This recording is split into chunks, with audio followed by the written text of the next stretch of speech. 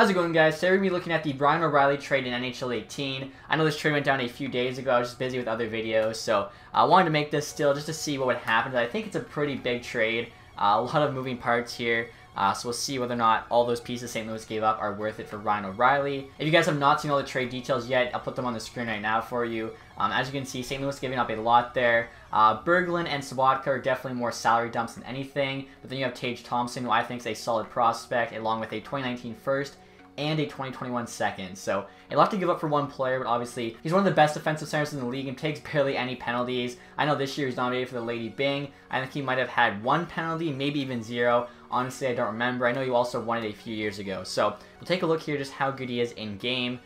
So he is the 4th best player in terms of value on Buffalo Sabres. Obviously with Dahlin now, he'd be like 5th. 26 years old, 86 overall, medium top 6. So this, of course, is the start of last season. Now he's 27, so in-game, he'll no longer have potential. Role there, though, is a first-line forward.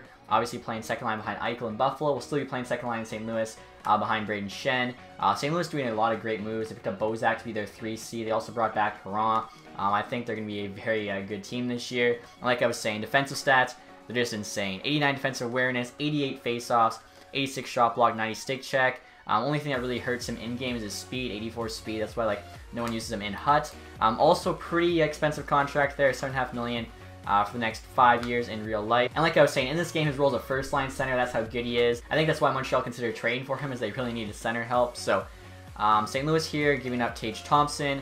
As you can see, they have 4 prospects here, all medium top 6. Kyrou and Thomas actually had less than that, but I bumped it up because those are 2 of their best prospects. And people are saying how Thompson's actually one of the worst, even though he's actually the highest rated of the 4.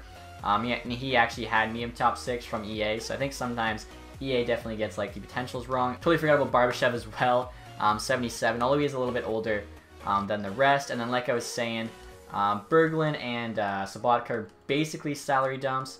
As you can see here, Berglund, 29 years old, 80 overall. His role there is a third-line scoring forward. Was a first-round pick back in 06.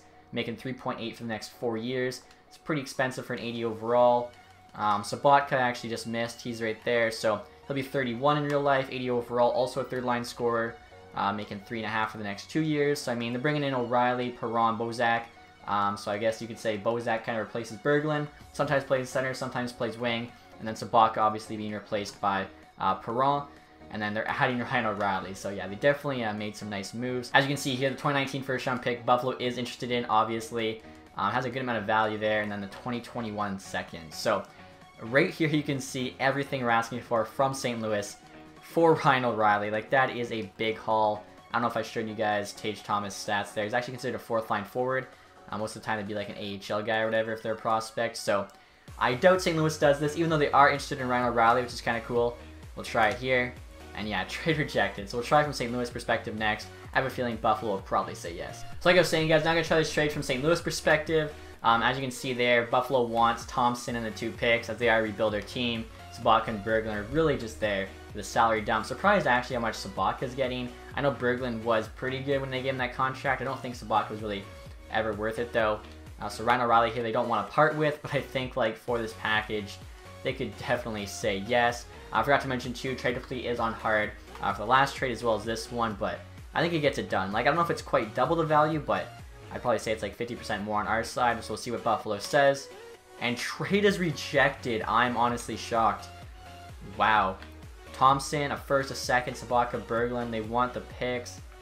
I should have read it too. I wonder if it's because they don't want to retain, or they don't want to kick back the salary on these 2. Let me change this for a 2020 second. Just so hopefully they don't say I just offered you that or whatever. Oh, they actually want the 2020 seconds. Let's see what they say to this one. So yeah, something called a trade block. Live with what you're sending us, but not enough. I am shocked by that, honestly. Yeah, value's quite a bit on St. Louis' side. So I guess according to EA, it was a fair trade. Both teams rejected it.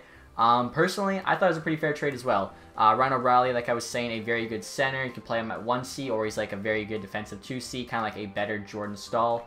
Thompson looks like a solid prospect to me. The 1st and the 2nd obviously depends where St. Louis picks, but obviously 1st, 2nd round picks are quite valuable. And then Sobotka and Berglund, although they have pretty big cap hits, the Sabres aren't really near the salary cap ceiling. Plus, if we take a quick look at their forwards right now, you'll see they actually do need some forward help. I don't know who's going to be playing in their top 9. I think probably Sobotka and Berglund both will be in there. Obviously, you take out O'Reilly, so it's Eichel, Poso, Ponville, Reinhart, Sherry now. Middlestat, Gergensen, I mean, then it gets bad. So even Gergensen's really not that great. So what's that, like 6 guys?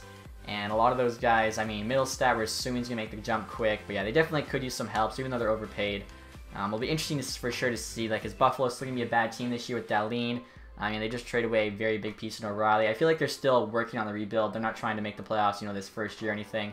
Then St. Louis, though, definitely is going for it. With the addition of O'Reilly, signing Bozak, Perron, their forward group is going to be stacked. So it should be exciting to see. I'll let you know what you guys thought about this trade in the comments section. Again, sorry for this one being out late. Just got to do other videos. If you enjoyed it, leave a thumbs up. Stay for more, guys. Have a nice day. Goodbye.